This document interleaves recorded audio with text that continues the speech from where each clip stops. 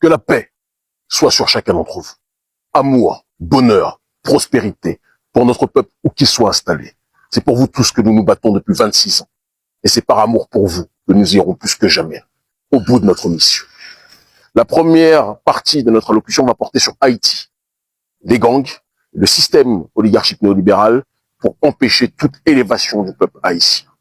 Le deuxième sujet va porter sur le Gabon, puisqu'il y a une séquence qui est en train de se dérouler et qui doit être connue de tous. Nous ne sommes pas de ceux qui cachent les choses ou qui plient face aux menaces. Et enfin, dernier sujet, mais qui n'est pas le moins important, loin s'en faut, nous allons parler du Bénin, de l'avenir politique pour notre pays. Premier sujet, Haïti.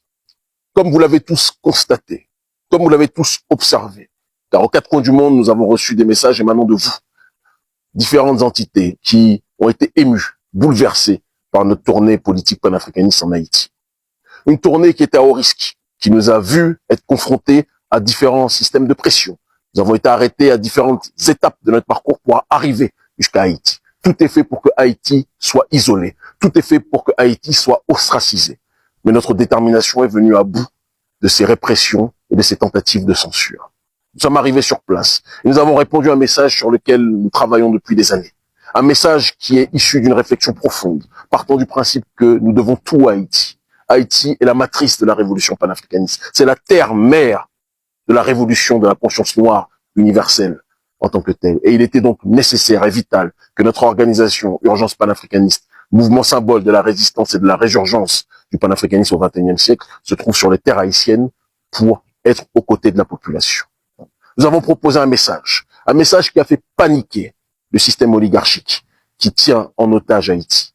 Un message qui a été déformé par les médias manipulateurs haïtiens qui ne veulent pas que la justice sociale et qu'une véritable révolution populaire puisse avoir lieu. Et un message qui doit être plus que jamais décrypté, exposé, expliqué, pour que chacun puisse savoir de quoi il en retourne en réalité, même si une grande partie du peuple qui était sur place l'a compris. Raison pour laquelle nous reviendrons d'ailleurs à Haïti, par la grâce de Dieu Tout-Puissant, d'accord, en septembre. Notre message en ce qui concerne la situation à Haïti était très simple. Le pays aujourd'hui est pris en otage par l'oligarchie néolibérale occidentale et par une partie de la caste endogène haïtienne, caste syro-libanaise et certains haïtiens aussi, qui ont décidé de faire de ce pays un no man's land où ils peuvent piller toutes les ressources, toutes les aides, toutes les subventions et faire régner la terreur sur le territoire. Cette oligarchie bicéphale a armé des groupes qui sont devenus des groupes terroristes, qu'on appelle des gangs, qui ont été chargés de faire régner la terreur au sein de la population. Une oligarchie meurtrière, qui n'a pas de pitié, qui n'a pas de passion pour Haïti, qui ne veut qu'une seule chose, la destruction de notre population. Une oligarchie qui ne veut pas accepter que Haïti puisse devenir le symbole de la fierté du peuple noir, ou du moins puisse redevenir le symbole de la fierté du peuple noir, comme Haïti l'a été dans sa genèse, lors de la structuration et de la construction de la première République noire. Haïti chéri, pris en otage, Haïti chéri, parasité, Haïti chéri, paralysé, mais Haïti chéri plus que jamais toujours debout, car sa résilience, son endurance dépasse l'entendement et mettra à genoux ceux qui veulent éradiquer notre population. Notre message pour Haïti a été, est et demeure que les gangs qui ont commis les exactions doivent vous déposer les armes. Pour ceux qui sont les plus lucides à l'intérieur de ces gangs. Certains ne vont jamais déposer les armes et leur destination finale est l'incarcération ou la mort. Car quand vous faites régner, vous semez la mort au sein de vos semblables, il est tout à fait normal que le retour de bâton soit la mort que vous avez fait goûter à autrui. La sanction, pour ceux qui ne sont pas dans la démarche de la rédemption, sera logiquement l'incarcération ou la disparition. Mais il y a, à l'intérieur de ces gangs, des gens qui ont compris qu'ils ont été instrumentalisés. Des gens qui ont compris plus que jamais qu'ils ont été manipulés par l'oligarchie occidentale, américaine, française, canadienne et par l'oligarchie, la caste syro-libanaise, haïtienne. Et eux tous constituent ce système de prédation néolibérale qui a volé l'argent à l'époque de Petro-Caraïbes, qui a pillé Haïti depuis des années et qui fait en sorte que notre peuple vit dans une extrême difficulté alors que ce pays pourrait être une puissance réelle, géopolitique, pour ceux qui connaissent la réalité de ce pays. Et donc, toutes ces exactions commises, toute cette asphyxie imposée vis-à-vis de notre population peut cesser si certains chefs de gang, et c'est ce qui a commencé à s'effectuer, si certains chefs de gang comprennent l'instrumentalisation, la manipulation dont ils ont fait l'objet et décident de se retirer des territoires qu'ils occupent, de baisser les armes, de demander pardon à la population, et que la population, dans un cadre de comité justice, réparation, juge ceux qui ont commis ces exactions et qui demandent pardon. Et à l'issue de ce processus, parce que je n'ai jamais, contrairement à ce qu'on a voulu nous faire croire, appelé à une pseudo-impunité. C'est faux.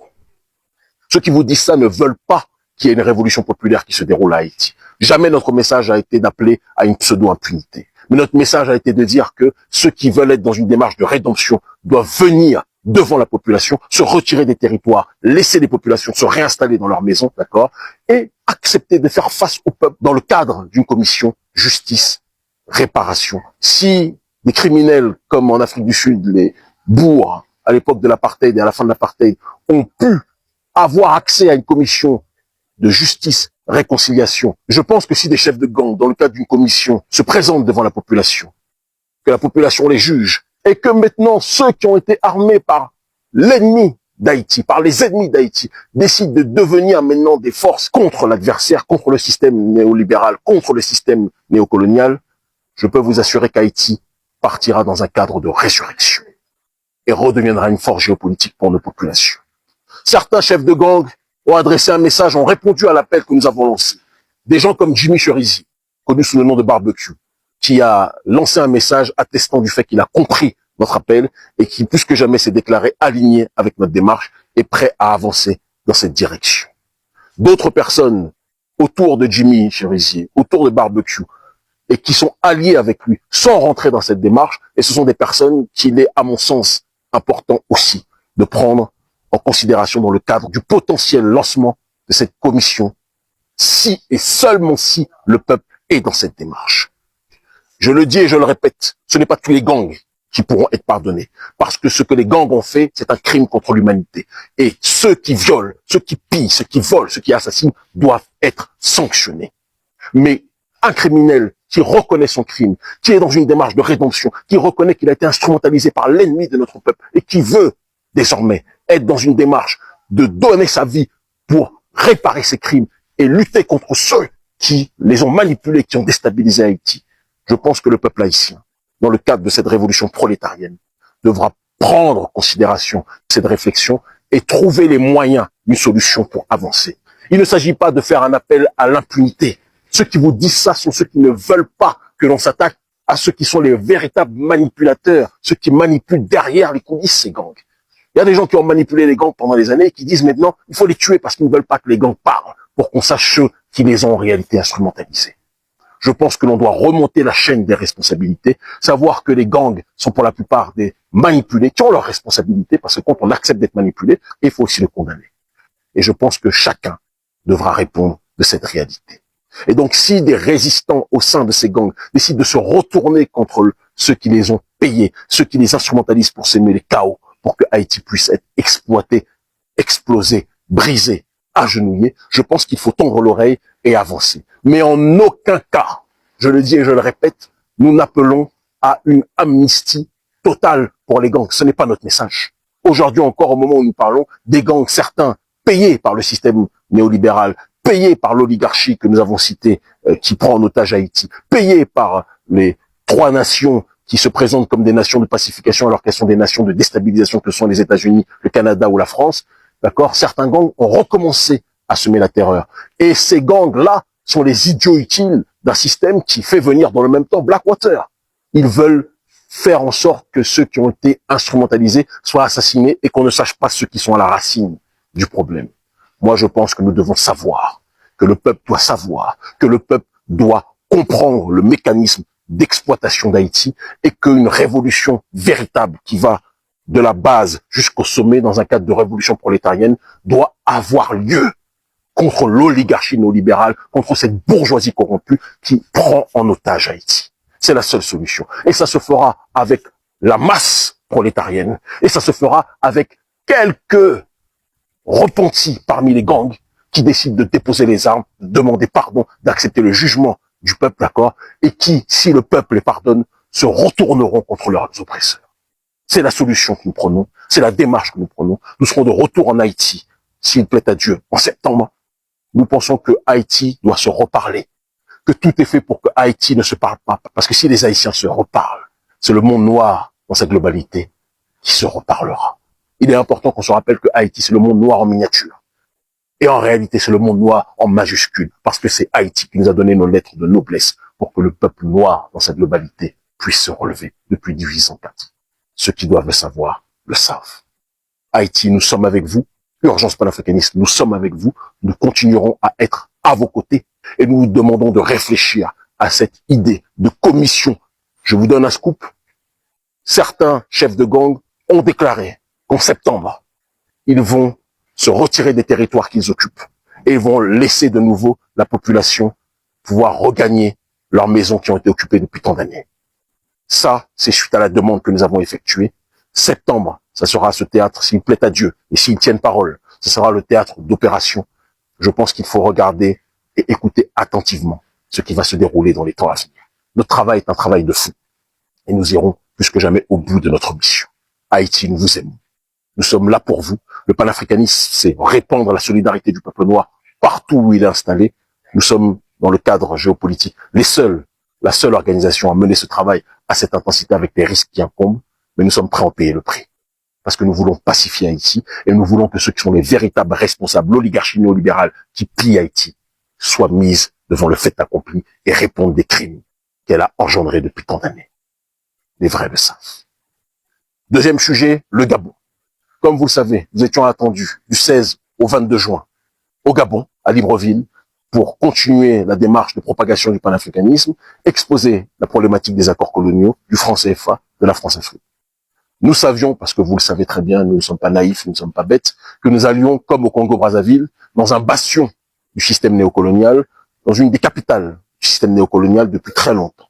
Mais vous connaissez Urgence panafricaniste, nous sommes des urgentistes de la cause, et partout où le message doit être répandu, nous le répondons, que ce soit en restant sur place ou en nous déplaçant physiquement. Il se trouve que, vous devez aussi le savoir, le Gabon aujourd'hui abrite mon formateur en philosophie, celui qui de 2011 à 2015 m'a formé en présentiel ou à distance au sein de l'ICAD, le professeur philosophe, l'un des plus grands philosophes africains, Grégoire Biogo. C'est quelqu'un pour lequel j'ai un attachement précis, particulier, profond. Vous le savez, il a préfacé mes premiers livres. Il est aujourd'hui, comme vous le savez, une personnalité proche du régime gabonais. Lui et un autre frère, qui auparavant était un militant panafricaniste connu de la société civile gabonaise, Privat Ngomo, qui depuis a été nommé conseiller du président Oligui Nguema. Lui, donc, le professeur Biogo et le frère Privat Ngomo ont eu une audience avec le vice-président du Gabon, Séraphin Moudunga, dont je ne connaissais pas le nom avant d'apprendre cette audience à mon sujet. Et cette audience a été conclue par le fait que Séraphin Moudunga a déclaré que si je venais au Gabon, il me ferait arrêter. Et que Grégoire Biogo, ainsi que Privat Ngomo, se trouveraient en difficulté pour m'avoir fait venir. Ils savent qu'ils ne peuvent pas m'arrêter lors de mon arrivée, pour la simple et unique raison que j'ai le passeport diplomatique du Niger et que ce passeport diplomatique m'exonère d'un visa au Gabon. Mais ils peuvent m'arrêter, soi-disant, pour trouble à l'ordre public, et c'est ce qu'ils feront, c'est ce qui a été déclaré, si je viens faire une conférence sur le franc CFA et sur les accords coloniaux. Alors, il est important que j'adresse ce message de la manière la plus simple possible au gouvernement gabonais et aussi à notre peuple. Et aussi aux services français. Car les services français, ils sont aujourd'hui tellement identifiables et reconnaissables, ont agité ces derniers temps une propagande caricaturale visant à faire croire que le peuple gabonais était contre nous. Ils ont mis en avant un influenceur dont je ne connaissais pas le nom avant qu'il prononce mon nom. C'est souvent le cas dans ce genre de situation. Le roi Béni Oui, ou je ne sais plus comment il s'appelle, qui a déclaré en parlant au nom des autorités que si je venais, on allait se faire attaquer, etc., etc. Il s'est fait menacer par la plupart des Gabonais en ligne, d'accord, qui lui ont rappelé qu'il ne pouvait pas s'asseoir à notre table et parler par rapport au combat que nous menons. Le combat panafricaniste que nous menons est un combat qui est partagé par des millions de gens au Gabon. Et nous vous aimons. C'est important qu'on vous le dise. Cher gouvernement, vous avez déclaré qu'à Privat Ngomo, que si je venais, vous alliez me faire arrêter, moi, ainsi que ma délégation. Il est important que je vous dise que chaque fois que vous nous arrêtez, chaque fois que vous nous persécutez, vous ne faites que faire augmenter l'influence politique qui est la nôtre dans le cœur des gens. Que vous soyez dans une démarche de vouloir faire arrêter des gens qui veulent parler simplement des questions de souveraineté, d'autodétermination, de justice sociale, de lutte contre le néocolonialisme, de lutte contre le franc CFA, c'est malheureux, c'est vous que vous humiliez. Ce n'est pas nous. Il se trouve que, en effet, je suis profondément attaché au professeur Grégoire Biogo, comme je l'ai dit, et que je ne veux pas le mettre en difficulté. Parce que je sais qu'il a beaucoup souffert pendant des années, durant sa période de vie en France, qu'il aspire aujourd'hui à une autre étape de son parcours, que ce soit intellectuel ou même en tant qu'être humain, en tant que sage. Par respect pour lui, parce que je respecte mes aînés, nous ajournons notre mission à Libreville, au Gabon. Mais je veux que les autorités gabonaises le sachent, nous viendrons tôt ou tard à Libreville, parce que la libre circulation africaine doit être un droit. Vous laissez tous les pilleurs néocoloniaux, les pilleurs français venir faire tout et n'importe quoi dans votre pays. Vous laissez certains Syro-Libanais faire la pluie et le beau temps, faire la loi dans vos pays. Mais lorsque des Africains veulent parler de souveraineté, d'autodétermination, de justice sociale, vous êtes dans une démarche de tout faire pour les censurer. C'est quelque chose au XXIe siècle qui ne pourra plus être accepté. Nous n'allions parler que de franc CFA, nous n'allions parler que de France-Afrique, du système néocolonial, de justice sociale, et à aucun moment nous n'allions appeler qui que ce soit à la rébellion contre vous, parce que vous êtes nos frères. Président Oligui Nguema, vous êtes mon grand frère, et je n'ai rien contre vous personnellement. C'est important qu'on le précise. Je ne vous connais pas, mais politiquement, le fait d'empêcher des Africains de parler de France CFA, de France-Afrique, de système néocolonial, alors qu'il y a une démarche globale qui est en train de se dérouler, c'est contre votre camp que vous marquez en réalité. Nous viendrons, je suis muni du passeport diplomatique, le moment opportun, nous nous déplacerons. On ne l'annoncera pas, d'accord? Car on n'a pas annoncé quand on vient, quand on circule, à partir du moment où nous sommes exonérés des visas. Mais dans un premier temps, car je sais que le professeur Grégoire Biogo est sous la pression, ainsi que le conseiller Privat Ngomo, on va laisser la pression retomber de ce côté-là. Et lorsque les esprits seront un petit peu plus décrispés, nous nous déplacerons au Gabon. Et je le redis, faire venir tous les France-Africains, toute l'oligarchie occidentale chez vous, pour contribuer à piller vos ressources. Laisser certains mafieux syro-libanais se déployer dans votre pays et faire ce qu'ils veulent. Et empêcher des soldats panafricanistes, des soldats idéologiques et intellectuels panafricanistes, propager le message de justice sociale dans la paix, parce que nous n'appelons pas à la violence, mais à l'intelligence.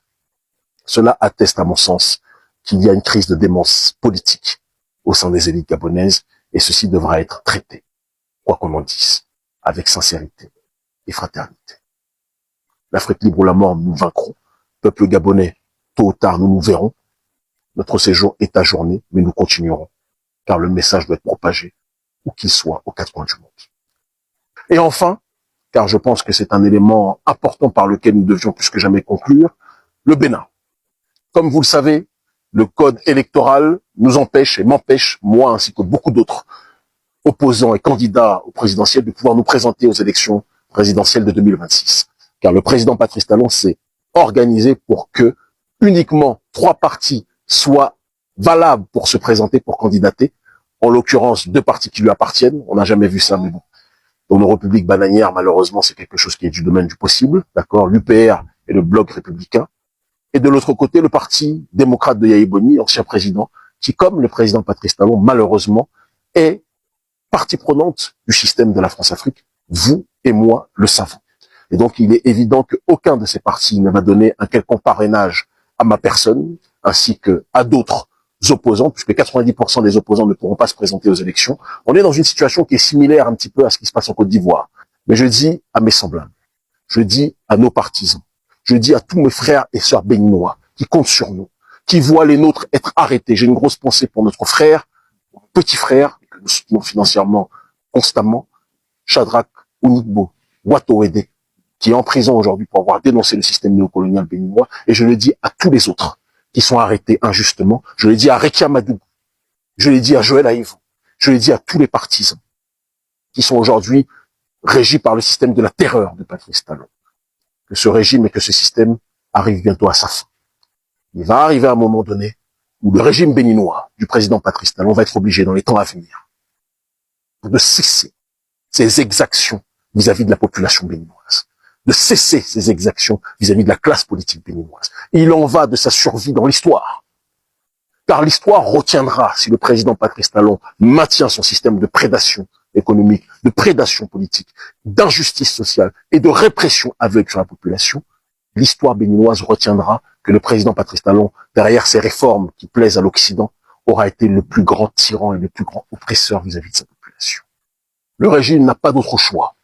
S'il veut laisser une bonne image dans l'histoire et ne pas être incarcéré dans le rang dans lequel il est actuellement, qui est le rang du régime oppresseur, jouisseur, confiscateur des deniers publics, confiscateur des droits du peuple, confiscateur de la liberté d'expression du peuple, confiscateur du destin, du futur du peuple. S'il ne veut pas rester incarcéré dans cette démarche, le régime n'a pas d'autre choix que de lâcher du lest, que de libérer les prisonniers politiques, que d'ouvrir le jeu politique, que d'établir le dialogue avec la sphère panafricaniste pour que nous trouvions une voie de sortie, comme le président Mathieu Kérékou à une certaine époque, qui était parti trop loin pour beaucoup dans sa démarche et qui avait fini par asphyxier la population, d'accord? Il n'avait pas eu d'autre choix, il avait eu la raison et la sagesse de le comprendre, que d'ouvrir le dialogue pour que le peuple et le président puissent se retrouver sur une voie commune. Le président Patrice Talon doit passer par cette voie. Que ce soit pour le Bénin, et que ce soit aussi pour la sous-région, pour l'AES. Ouvrir un dialogue en changeant cette attitude arrogante, méprisante, qui est très propre à ceux qui ont l'argent et qui pensent que ceux qui n'en ont pas sont moins dignes. Ce n'est pas comme ça que l'Afrique fonctionne. Ce système néolibéral, ce n'est pas notre système, président Patrice Talon. C'est un système néocolonial. Et vous en êtes aujourd'hui l'un des plus grands garants. Je suis votre fils, j'ai l'âge de l'être. Président Talon, je vous le dis, en tant qu'un fils qui parle à son père. Père, vous avez fait certaines choses sur le terrain des infrastructures qui étaient et qui demeurent honorables. Mais vous avez fait sur le terrain de la répression politique vis-à-vis de votre population, de la répression politique vis-à-vis de la classe politique et de l'ostracisation, de l'ostracisme de la nation béninoise vis-à-vis de la sous-région. Vous avez fait des erreurs qui doivent être corrigées. Car si elles ne sont pas corrigées, elles poseront et elles causeront des problèmes pour notre population dans les futures années. Président Patrice Talon, prenez la main que nous vous tendons. Ouvrez le dialogue avec l'opposition. Ouvrez le dialogue avec la sous-région. Nous pouvons être une voie, une courroie, permettant de rouvrir le dialogue avec les pays de l'AES. Nous pouvons l'être si vous comprenez, président Patrice Talon, que ceux qui sont les partenaires de notre pays aujourd'hui sont des forces de déstabilisation dans la sous-région. Chaque pays, en effet, a le droit d'avoir ses alliances de manière souveraine. Mais nous ne devons jamais oublier que l'intégration africaine est l'outil le plus important pour que nous puissions avancer. Le Ghana l'a compris. Beaucoup de pays de la sous-région, l'Afrique de l'Ouest, l'ont compris. La Côte d'Ivoire et le Bénin sont les seuls pays qui, pour l'instant, ne le comprennent pas. Président Patrice Talon, méditez dessus. C'est votre fils qui vous parle. Un fils qui vous a combattu et qui vous combattra tant que vous serez dans une voie de fermer les oreilles vis-à-vis de ce que ressent la population. Mais un fils qui est aussi lucide pour comprendre que dans tout ce que vous avez fait, même s'il y a beaucoup de choses qui sont condamnables, il y a aussi des choses qui peuvent être préservées. Président Patrice Talon, vous pouvez sortir et quitter la présidence en étant un bâtisseur qui aura fini par comprendre le cri du cœur de son peuple. Si vous ouvrez la porte à l'opposition, si vous cessez la répression vis-à-vis de votre population, si vous cessez l'injustice sociale qui ne cesse de connaître une extraordinaire propagation, c'est la seule voie pour que notre population puisse avancer. Président Patrice Talon, nous pouvons être des intermédiaires pour que la situation puisse se décanter. Si vous refusez cette proposition, cette main tendue que nous vous offrons, non seulement le Bénin risque de connaître une continue ostracisation, mais de l'autre côté, le Bénin va rentrer dans une voie, et je vous le dis parce que je le sais, va rentrer dans une voie d'accentuation, de déstabilisation interne, parce que vous faites face à deux problèmes majeurs, président Patrice Talon. Une montée en puissance qui, pour l'instant, paraît sourde, mais qui va finir par exploser, d'une contestation populaire, et je le sais, je le vois, je le constate, je l'entends, je l'observe. Je n'en suis pas à la genèse, mais je l'entends, beaucoup de gens me contactent, je sais de quoi il en retourne. Et une contestation sous-régionale, parce qu'il faut bien le comprendre, les pays que nous connaissons ne vont pas vous laisser continuer à permettre à une force déstabilisatrice d'accentuer le problème du terrorisme au sein de la sous-région. Méditez dessus, président Patrice Talon. Je vous le dis avec sagesse et avec tentative d'élévation. Réglons les problèmes avant qu'il soit trop tard.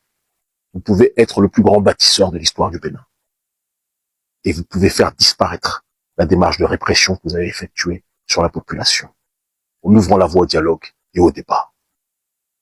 Je ne fais pas partie de ceux qui sont maladivement amoureux des titres. Je ne cherche pas maladivement une candidature. Ce n'est pas ce qui m'intéresse. Si je dois me sacrifier pour que vous ouvriez la voie et que l'opposition dans sa globalité puisse se présenter, je suis prêt à le faire avec simplicité. Car ce qui m'intéresse, c'est le sort du peuple béninois et pas le sort d'un clan ou d'un autre. Mais ouvrez la voie au dialogue véritable et ouvrez la voie au dialogue avec l'AES. Mon lien avec le Niger et avec la sous-région le permet. Mais pour cela, il faudra régler des problèmes de fond vis-à-vis du système néocolonial qui empêche pour l'instant tout dialogue. Notre organisation, l'Agence panafricaniste, fait à l'échelle mondiale ce que votre ministère des Affaires étrangères ne fait pas, malgré vos efforts. Parce que nous le faisons dans une dynamique anti-impérialiste, là vous le faites dans une dynamique néolibérale. Nous pouvons être le pansement sur une plaie qui saigne depuis trop longtemps. Président Patrice Talon, méditez sur cette situation. L'Afrique libre ou la mort, nous vaincrons. Nous sommes les soldats de la nouvelle génération. Si des millions de gens croient en nous, ils savent pourquoi ils le font. Tendez l'oreille, président Patrice Talon. C'est la seule solution. Merci.